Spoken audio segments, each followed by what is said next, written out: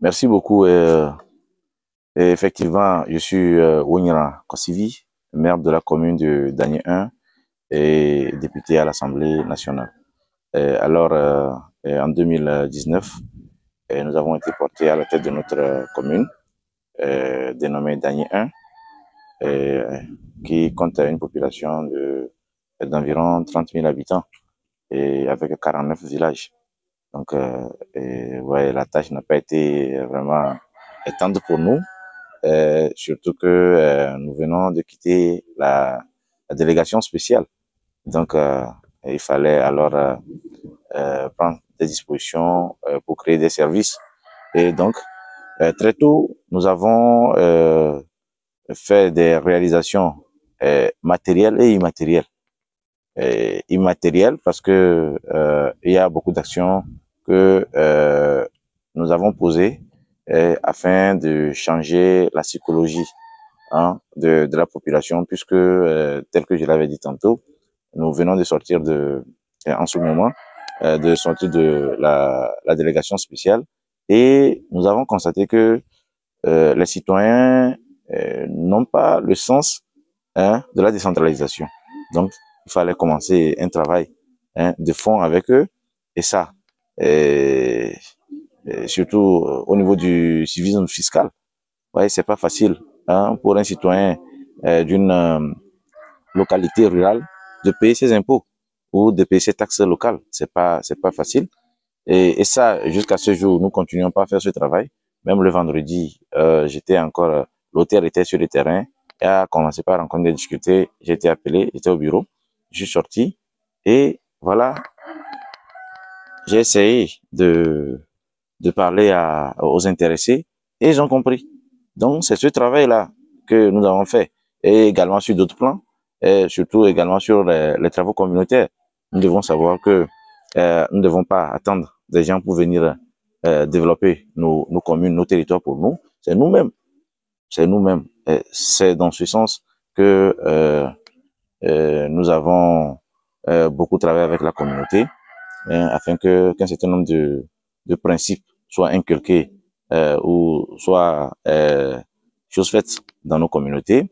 Et à part ces éléments que nous avons eu à mettre en place, nous avons également créé des services au niveau de la commune.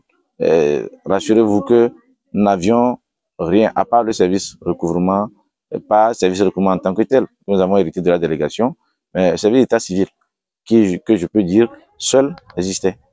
Et nous avons alors créé d'autres services qui aujourd'hui la planification, euh, le service d'enlèvement d'ordures, étant des services qui nous permet aujourd'hui de fonctionner et de donner satisfaction à la population qui nous a porté à sa tête.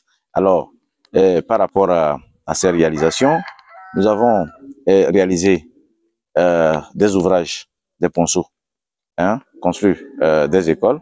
Il y a d'ailleurs le mercredi, nous avons encore lancé la construction d'un autre bâtiment d'école à Bafagnen, à Todji. Et d'autres également avaient été déjà construits. Et des ponceaux pour relier les villages. Vous savez, nous sommes dans une zone rurale et nous avons une population essentiellement agricole. Et quand vous cultivez et que vous n'arrivez pas à transporter ces cultures pour le marché, c'est difficile. Vous voyez, soit vous souffrez pour sortir ces cultures-là et alors vous dépensez énormément et ce n'est pas bénéfique pour la population. Nous, quand bien même nous n'avons pas encore un PDC, nous avons pensé qu'au lieu de prendre cet argent que nous allons dépenser pour faire un PDC, alors que nous souffrons, alors que la population souffre, et nous avons plutôt choisi définir en conseil certaines priorités. Et c'est ces priorités-là que nous exécutons, et c'est dans ces priorités que se retrouvent les ouvrages de franchissement, la réalisation des forages dans des milieux reculés, afin de permettre à la population d'éviter les pénuries d'eau, puisque vous savez, nous sommes en montagne. Quand vous allez vers les zones reculées, je vous assure que c'est bien. Je crois que au Togo, Dagny fait partie des zones les plus pluvieuses, mais je vous assure qu'il n'y a pas l'eau. Donc, l'un des défis, c'est de donner de l'eau à la population. L'autre volet également, c'est d'améliorer les équipements marchands.